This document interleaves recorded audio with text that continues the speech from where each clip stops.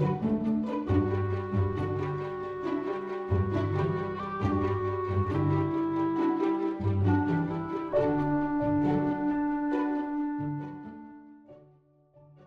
always liked making drawings. I always liked painting. Growing up, I always struggled with being considered Chinese American or Asian American, so I tried to recreate my identity around being an artist and being known as the person who's into art rather than being known as the Asian kid. I find being a Chinese American adoptee is just circumstances that I live under, and everything regarding it happened before I even really knew what was going on. I try to have a forward focus on the things I can control in my life.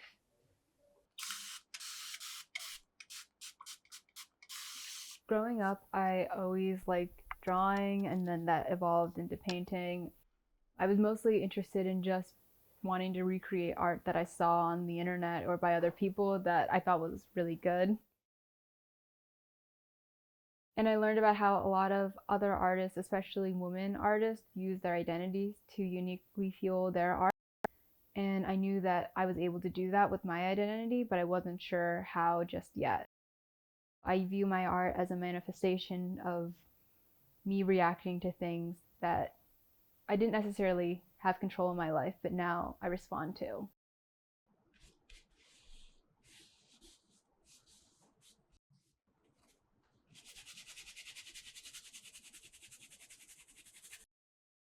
The thoughts of self perception are involved in my art because growing up, I was one of the very few Asian faces. So I felt like people recognized me a lot faster. I noticed all the differences about me a lot more, whether I made any action or not.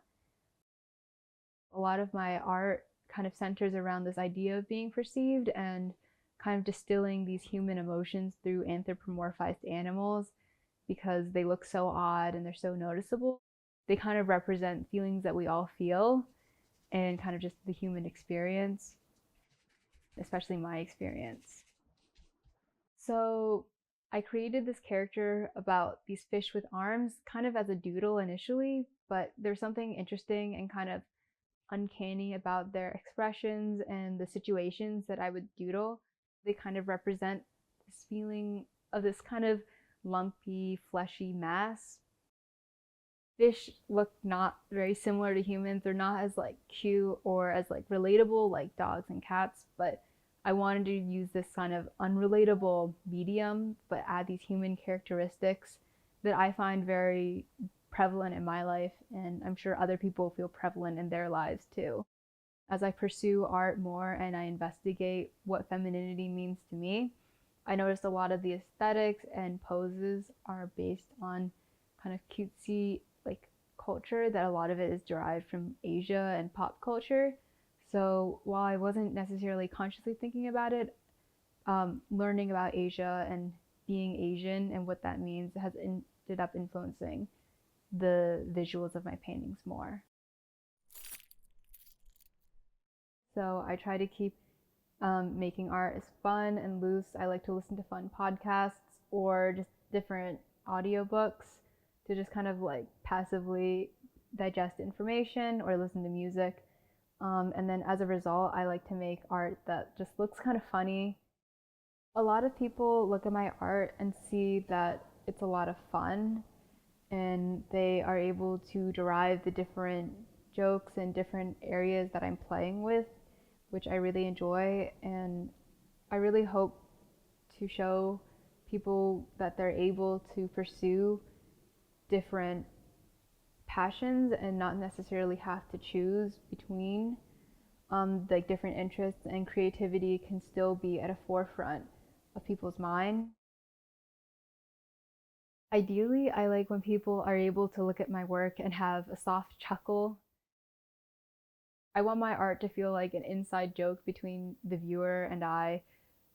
I have a lot of different references to art history, Asian identity, biology, and people from different backgrounds are able to see the references, and I really like creating Easter eggs for people to find and people to appreciate. I want to reach other people who feel sort of swayed into doing certain things or following certain identity paths. Often, once an adult grows up, they think that they aren't artists. So I want to show that art isn't limited and it's something that anyone can pursue, and anything is possible and they can continue to do. I also want people to be able to look at their surrounding world and find inspiration from just the mundane.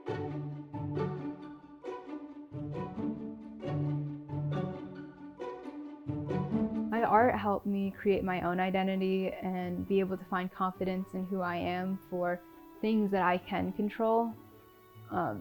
Since the world is so chaotic, there's a lot of times that life feels hopeless, but I know that I'll always be able to make art, and I'll always be able to make art for myself foremost. And that's something that I can always find comfort in, and know that I'm able to make art at least for myself and my own satisfaction.